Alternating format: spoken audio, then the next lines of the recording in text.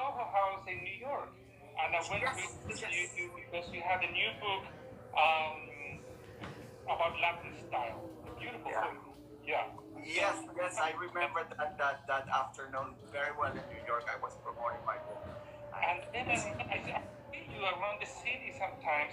You know, like I remember seeing you. I remember seeing you a couple of times with Zaha Hadid when Chanel did that thing in Central Park and other places. You were always around. You're very active. I'm very hyper. Let's just say. I used to like very much to go out. Now I'm completely very happy with isolation because I guess I'm practicing isolation for a long time. And I'm just completely do in you my work. do you miss going out? Do you miss at all? Not that much. I think I did it for so long. That decade that I lived in New York, Manuel, I was out every day. I only worked for a company. My first job ever in my life in New York was in a furniture store. And it was 1 year. And I prayed the Lord never work for anybody again because I was engaged. And so the next 10 years I spent it actually in the streets of New York. So when people ask me where I went to school, I tell them New York. And people say, where? And I said, New York, NYU. And I said, no, the streets of New York. I'm highly educated in the streets of New York.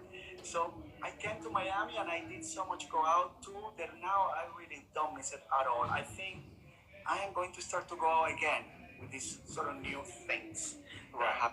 Are you as upstate or are you in I'm upstate now. Yeah, I'm spending a lot of time upstate. We have a little house in Rhinebeck, the house in Cali, and I absolutely love it here. And in a way, it's the same thing that happened to you. I mean, because of work and because of my life and everything, I used to go out a lot. I used to cover a lot of things, events in New York, and I really enjoyed it. And I did go out a lot because I like, I don't know, in the 90s I liked to go dancing and do other things.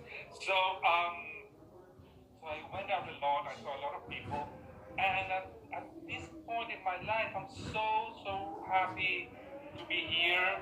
I appreciate nature more than ever. Probably I was never really like a nature person growing up. I always Me neither. in a big city, and I wanted the excitement of the urban life. But I really enjoy being here now. I feel very grateful and very fortunate actually. So tell us a little bit about your life, Manuel. You were born in Chile, right? And when did you move to New York? Because you've been in New York for a long time. I've been in New York for 28 years at this point.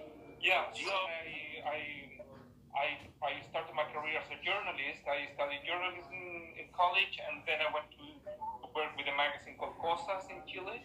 Yes. I worked with them for many years. I mean, I started my career there until I'm still somehow related to them, still writing for Cosas in other countries.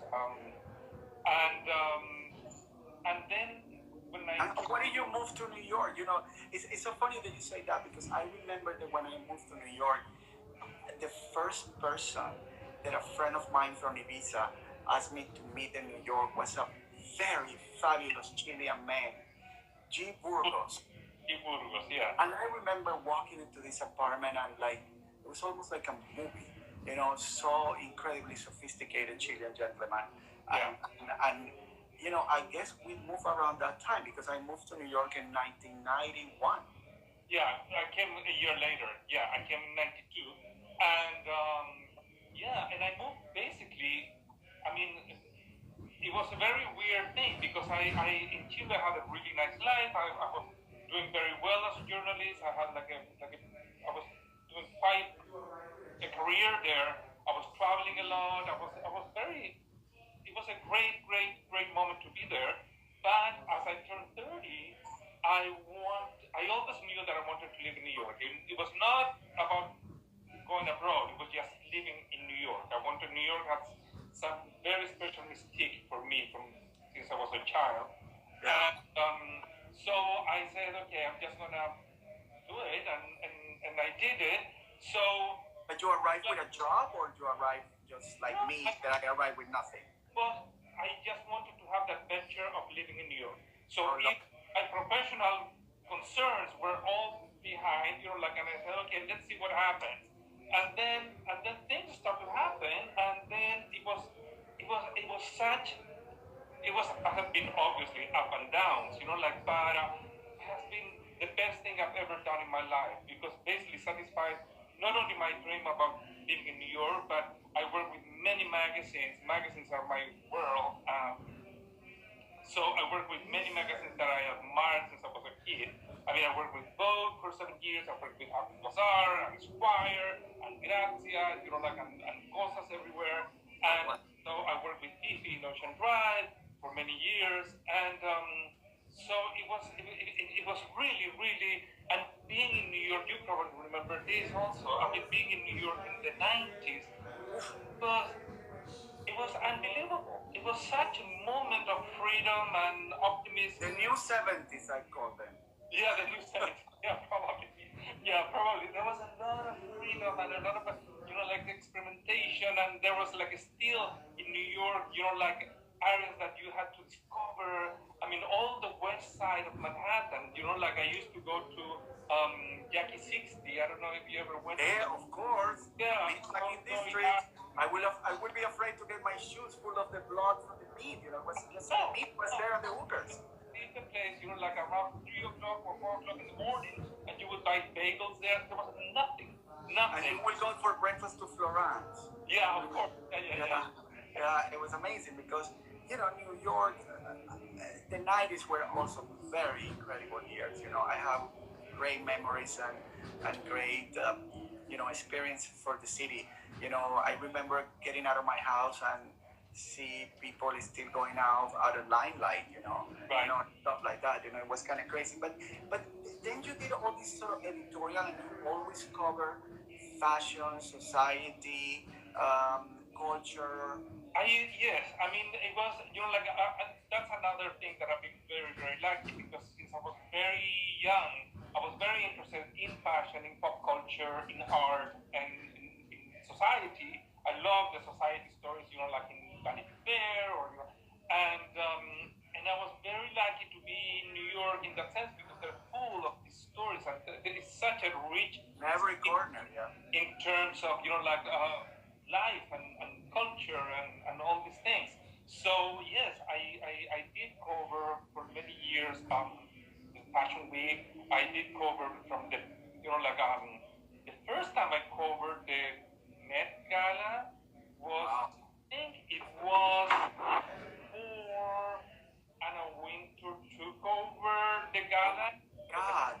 He was already at Vogue, but he was not in charge of the gala.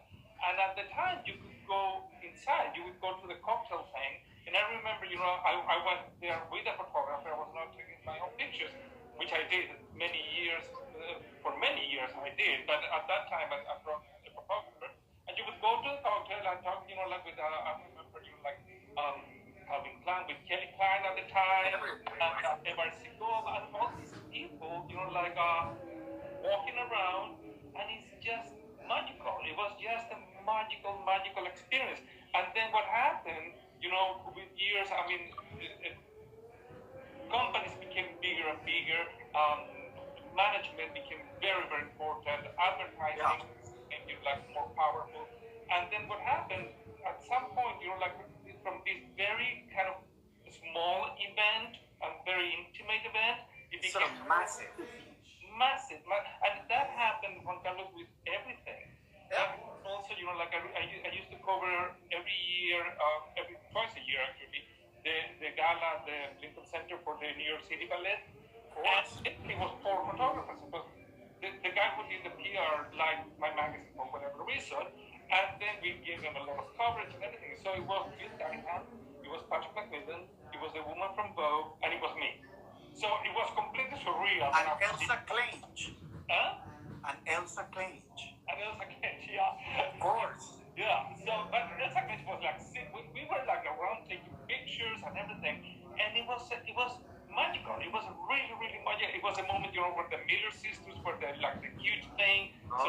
So Marie Chantal Miller would come, and it was great. It was really. And when you were covering all of that,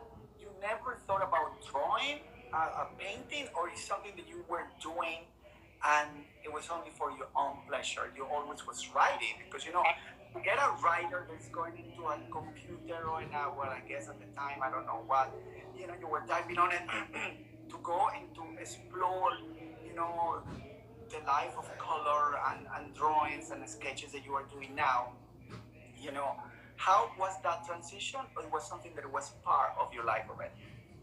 It was part of my. I mean, I started drawing. I think before even I started writing. Like I all my life I really growing up, what I really wanted to do was being a fashion designer. That was my Oh, wow. dream, really. But at the time, particularly in Chile, it was not. There was Not not acceptable, yes. no. People didn't think it was a real career, and people didn't think I was scared I was not going to be able to make a living out of it. And I like movies, I love movies, so that's why I became a journalist. I really said, okay, maybe I can do something with movies. I can like a write about movies or something like that. And then I really loved the career. I mean, I really love working with magazines, and it gives you such a huge experience of life. Like you meet interesting people, you travel, you write stories and everything. And meanwhile, I continue always drawing. I mean, I've been drawing non-stop Yeah. 6 years old or something like that.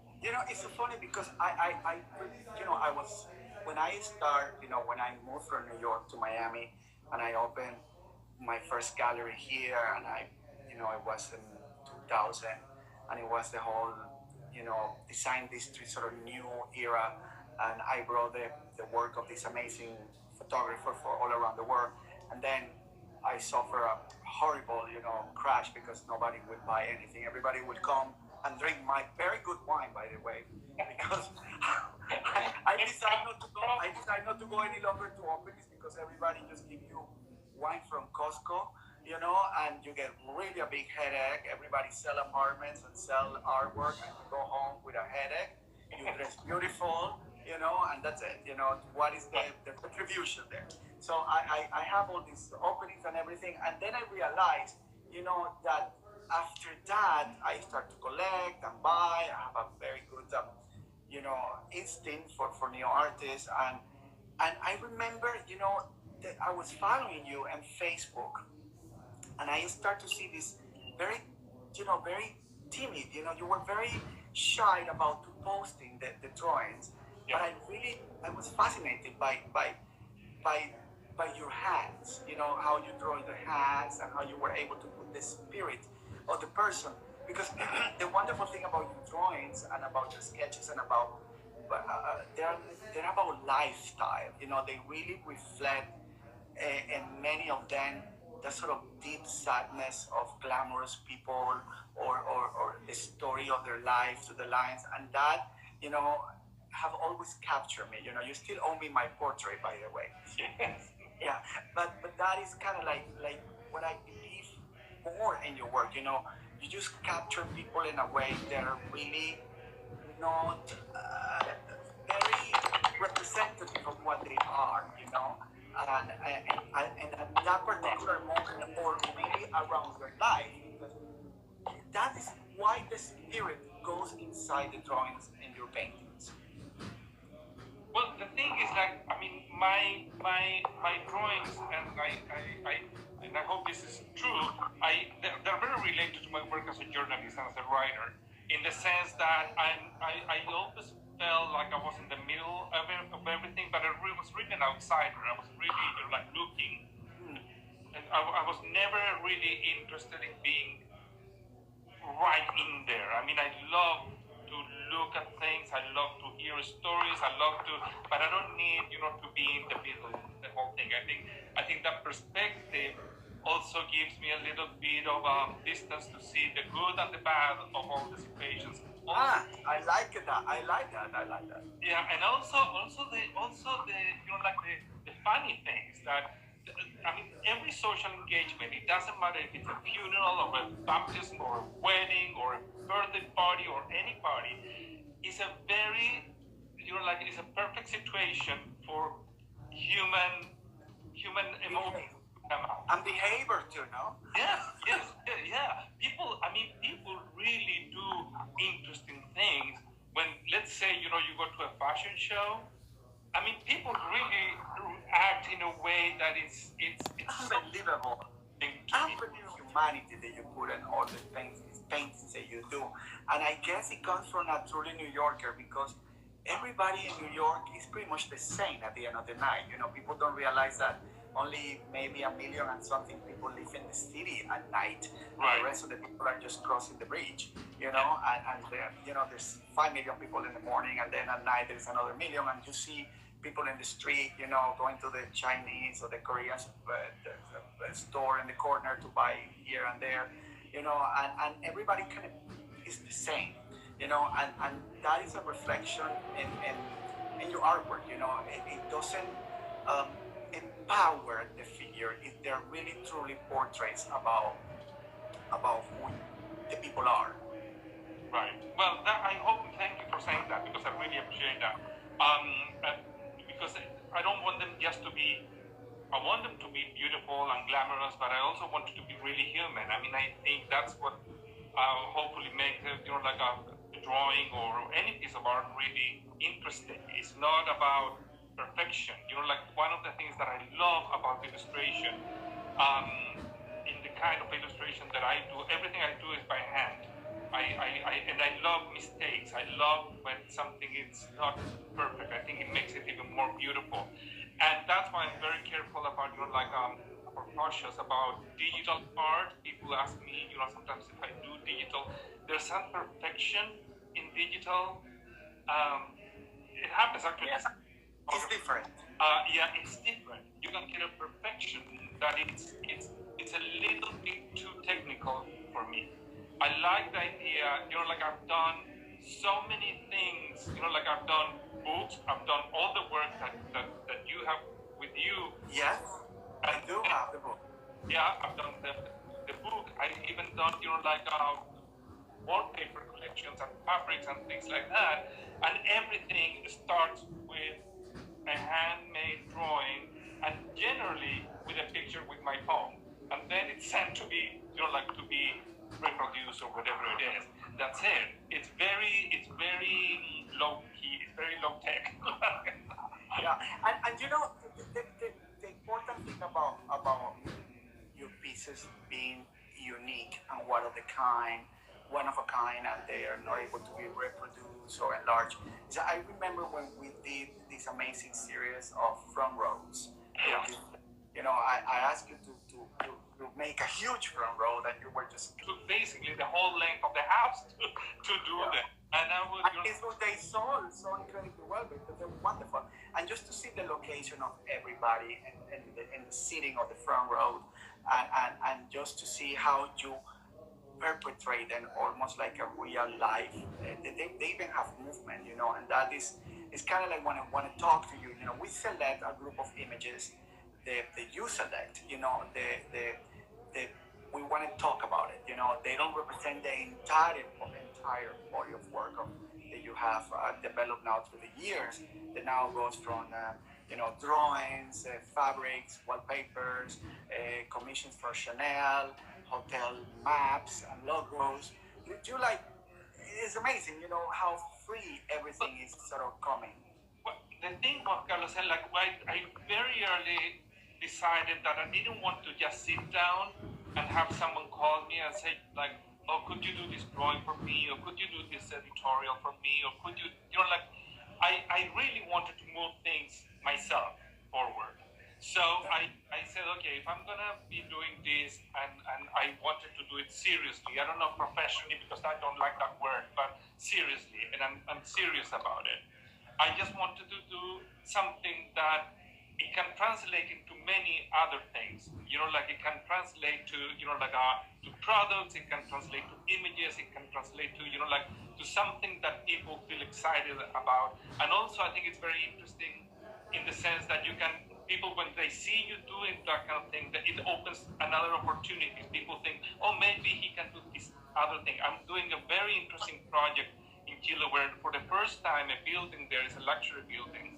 They're doing all the campaign instead of publishing renderings or pictures of the apartment. Everything is illustrated. I So see. Divine, divine. yeah, it's so interesting. It's such a challenging thing to do. So yeah, so And that is what you know, when you talk about freedom, and I always tell to, you know, we have now, you know, I'm so lucky that 34 people believe in me. I represent their body of work. I always tell them, you know, for me, the word representative is implies such a big word. You know, I hope you get a gallery like a Gaussian that represent you, because that will, you know, will be amazing for you. I represent only the body of work that you wanted me to sell for you, and even if you sell it on your own and you call me and tell me you sell it, I am super happy. Why? Because you can create more. You know, when artists just sit in one edition of photographs or paintings and they don't do anything else because they wanted to see how this one is going to be sold, I immediately react and tell them, you know what? You need to keep creating. You need to keep working. You know, and that is that freedom that you have is it's unbelievable. You know, I work all the time because not only, I mean, and it's hard to, you know, like when people talk, that's why for me it's a little difficult to talk about career and profession and things like that, because everything, honestly, everything that I've done in my life, and I'm trying to remember if I did something that I did not enjoy, but I enjoyed so much everything that I had done, you know, as a journalist, and it's, you open the door and you start to discover things, because generally I was doing fashion, I was doing, you know, like current affairs and things like that, and now I'm doing, you know, like all these interiors, and then you start to discover, you know, books that you didn't know that existed, or interior designers or decorators or stories, which I'm a story person. I love stories about people, houses, and everything. I'm going to give you a good tip. Cabana magazine is also doing beautiful magazine. live Instagram. Yesterday they have the Earl of Spencer showing the house where Princess Diana. It was divine, divine. You know, I have no seat in a place for longer than an hour, and I've been sitting, you know, in my office for like I don't know how long. You know, even my back is a pain, and I have to kind of like sit and move around because I've been sitting. You know, I kind of put myself on a schedule. You know, and I invite everybody to do it. I get up, I get dressed, I move to a table of my office, and I immediately start to work from 9 to 5, and then on Saturdays I cook, on Sundays I rest. That's pretty much my schedule. But you know, when I'm working, you know, promoting my artists, and so we're working on this new website for our work that we're doing, and I've been listening to so many interesting people, you know, and when you see them maybe in an art fair or in a whatever place, you know, you maybe find them a little distance or not as nicer as you believe that they are. But when they are in camera, you know, I hope to meet them one day and say, hey, you were great. You know, I was thinking you were really a little antipathic, but now you're super nice. I think this horrible situation that we've gone through has put us all together in the same boat, in the sense that we all have to rethink about what we're doing, how are we doing it, and we have realized that we all need each other. I mean, there's no, you're like, competition it's very good. There are some good things about it, but at the end, if let's say in the art business, if the art business is made by everybody involved, it's not only 2 or 3 people, it's everybody. It's the art dealers, it's the galleries, it's the writers. You know, like it's something that we're all connected, and that's happening with every business there is. I mean, I see it with you know, in the world of magazines, and it's such a challenging moment, also even more, I think, than for the art world, because you know, they have trouble before even the pandemic, and now with this, it's very, very difficult. It's a whole reevaluation of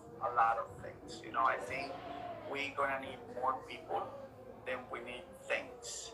You know, and I'm glad about it. You know, I think we learn to live with so little that who cares about pair of shoes or or a new car or anything, even a new going somewhere. I think we're gonna have to explore for the next year or so our surroundings. Yeah. I'm planning to go to places in America that I never been. I'm very excited about it. But let's talk.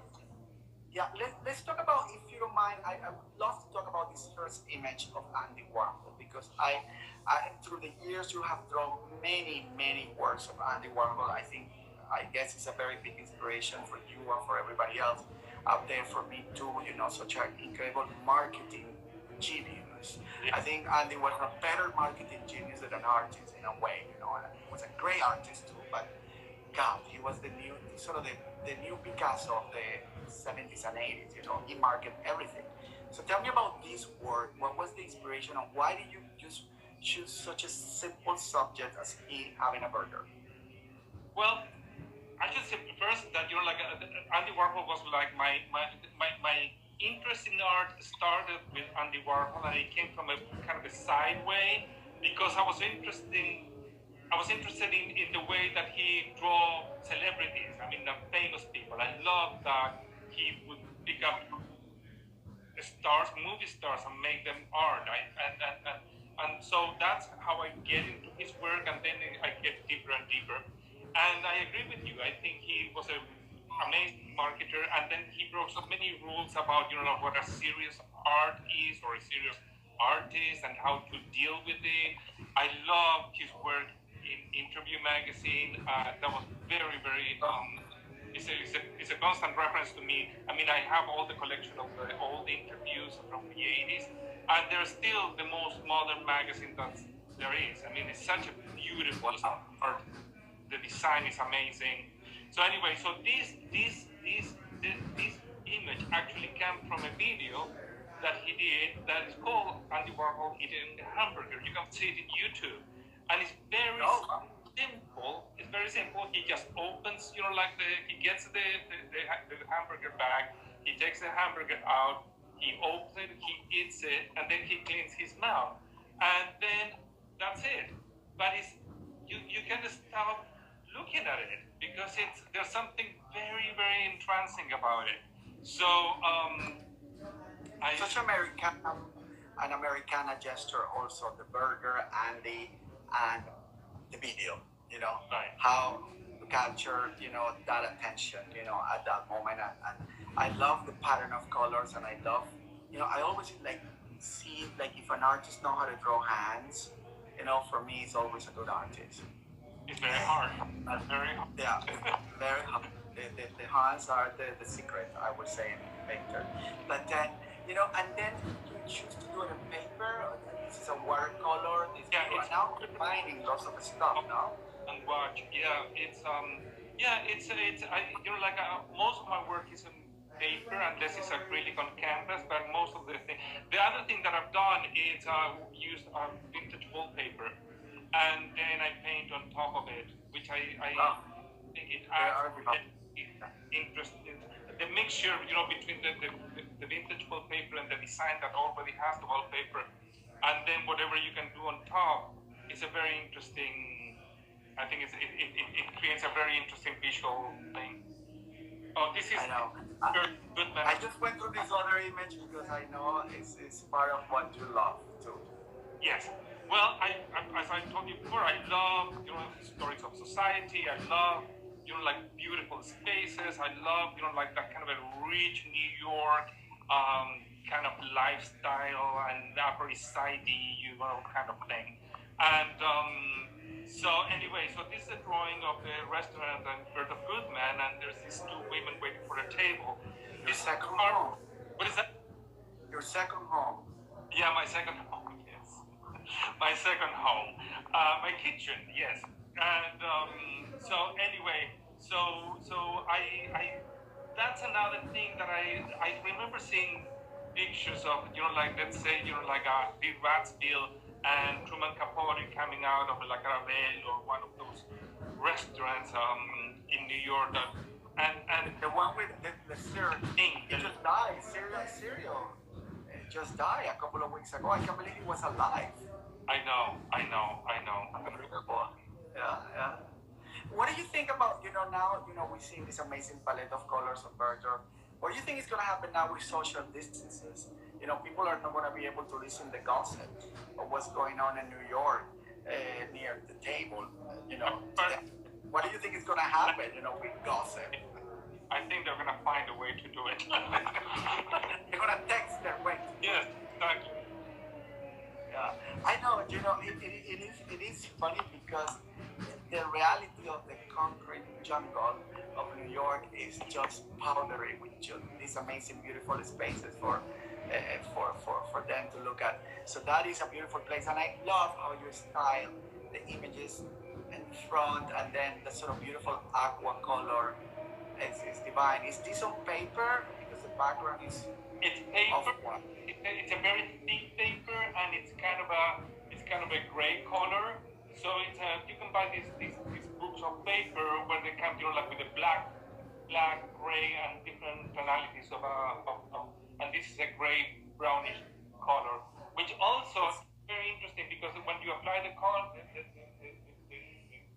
this case are pastels, and when you apply the material, whatever material, the reaction with the color in the background, it changed completely. So you never know really what you're gonna get at the end. It's very interesting. I love it. I love it. This is another one of my favorites. I love things with black background. I love everything about it. Just tell me about it. Well, And I'll show you at some point because I have it somewhere.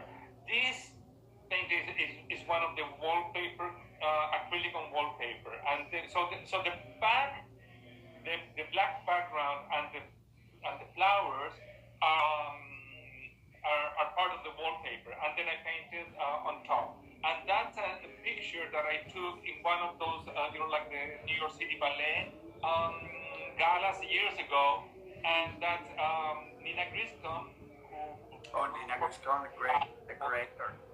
yeah, and I can't remember, he's an actor, I can't remember his name right now. But anyway, so I have this picture, and she looks fine there, but she looks absolutely gorgeous in the picture with this beautiful, like very open black dress and all the glasses, and that's the thing about those, like my work is very inspired by the things that I covered and I did as a journalist, and particularly in a particular moment in New York when everything was so intimate in a way. I mean, these parties they were very different from what it is today. When you go onto a place and then there's like 1,000 photographers and then you have to go through the red carpet. There was not even, I don't remember even a red carpet at the time. So it was a very different experience to be there and to cover it. Yeah, it was a bouncer, always with the red cord. Yes. And this is another one that is done in wallpaper that I absolutely adore. This is a very interesting design from Martin Margiela for the men's collection. So it was made by Galliano when he took over the house, and it's also one of the wallpaper drawings. And it's a guy, is a model with this kind of a very ambiguous, fluid kind of design. He has like a top that it could be like a women's top, but it doesn't cover really his pecs. And then this kind of flowy pants, and he has a bag, like it's a round bag. It's a really interesting collection because I think it was one of the first ones to really explore the fluidity in design. Yeah, well, I think Galliano is a genius, and I think what he's doing, what's doing in Margiela was also amazing. But you always use vintage wallpapers, right? Yes.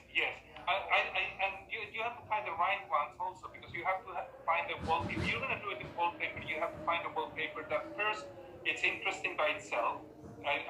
Most wallpapers are very boring, or they could be very busy also. If they're very busy, there's not much space to to add more elements to it. So these floral ones I love because they're so. There's another one that they have like parrots and things like that, which I love. Yeah. Oh wow, that's amazing with Alexandra Michele. Yeah. Yeah, I think it's beautiful. This is another wonderful piece too of these amazing dresses. I guess it's Carolina Herrera or No, it's Christian Dior. It's Christian, Dior. and it's one of the first collections that Maria Gazzetta did for them, and it was all in kind of this kind of tone, nude color, and black and dark blue. It was a beautiful, beautiful collection, and it was presented with a ballet piece. So the models would walk with these women. It was all inspired by ballet and dance, and it was gorgeous.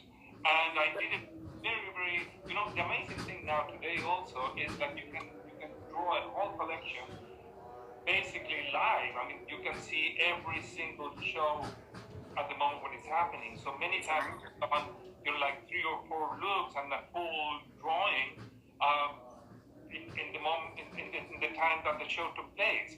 So this was not the case, but I was pretty much right after the show. I think that this particular horrible thing that is happening now is gonna really democratize, like fashion and art and many many things, and it's gonna be actually a great thing. We are going to be better persons. The market is gonna be bigger. People are starting to get a lot of trust buying online, which is something that I envisioned to have a couple of years ago. We have had perhaps one of the best months, and we don't believe it. We just don't believe it that it's happening, that we are selling, and to people and places, they like, wow, who is buying art in Paris? Who is buying art in New York? But people are buying, people are having time to invest in the right things. One of the things that I adore about your work too, is that even, through the years, your prices are always good. You never wanted because you produce, yourself. Your prices are always good, and you believe that the artwork has to be in the hands of people, and I like that. Well, like that's the thing. I don't. I want to touch as many people as I can. Let's put it that way. I want to, I want my work to get to everyone. I want my work to, in one way or another. It could be a pillow. It could be, like a print. I don't care. I just want to, or people just enjoying it, like in Instagram or my website or whatever. I just want to, I really want to touch people, as much people as I can with my work. I think it's the right thing to do. I think it's the right thing to do. We're gonna be very lucky because very soon we're gonna get a sneak preview of everything that you have new that we're going to have available on our website. For us, you're gonna show us, and I'm very excited about it. But we're gonna keep talking about this lady. I know you adore her. Grace Cunningham, which is one of the greatest stylists.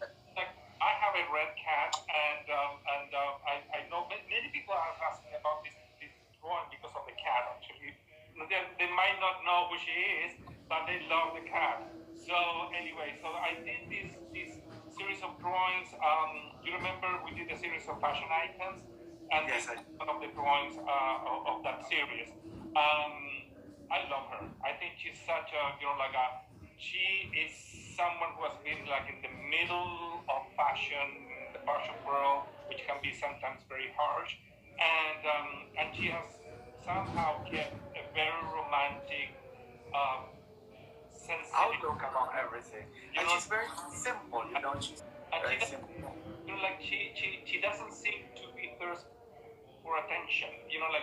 She's really an artist in my view. She's really an artist, and she has that kind of a sensible heart of an artist in the sense that for her it seems to me like the most important thing is the work. I mean, she just wants to do beautiful images. I just heard an interview with her that it's an old interview. I'm following this. Here's the thing. I don't know if you hear that podcast of Alec Baldwin. If you don't, you should. It's really, really interesting. And he has a long interview with her, and she talks about her career, and she talks about all the work that she has done in Vogue and everything. And she, in her conversation, even she seems so so aware